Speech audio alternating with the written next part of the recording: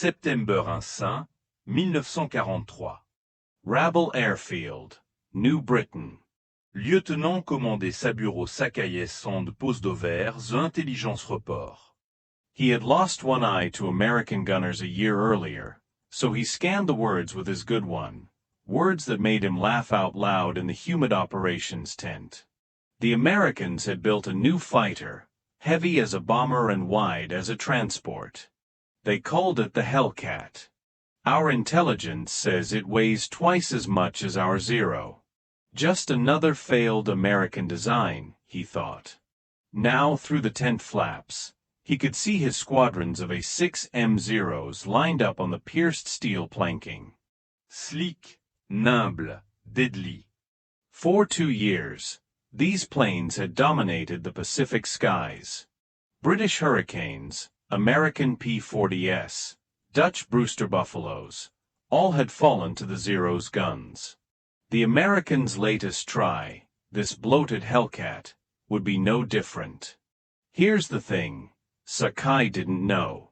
None of the Japanese naval aviators at that morning's briefing knew.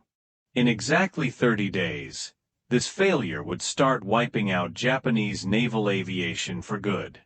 The F6F Hellcat would end up with a kill ratio of 19-1. It destroyed 5,223 enemy aircraft, while losing only 270 in aerial combat. It changed carrier warfare forever, broke the back of Japanese air power, and proved the Zero's reign of terror was built on fatal assumptions. The rules of aerial supremacy were about to be rewritten by a plane that looked wrong, flew heavy, and seemed to ignore every principle the Japanese had mastered.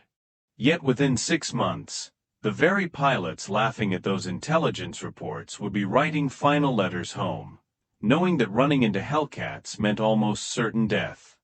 Back then, in September 1943, Japan's Navy wasn't just confident, it was counting on the math. Since December 7, 1941, the Imperial Japanese Naval Air Service had racked up victory ratios that sounded impossible. At Pearl Harbor, they lost 29 planes but destroyed 347. In the Philippines, 7 losses versus 103 destroyed.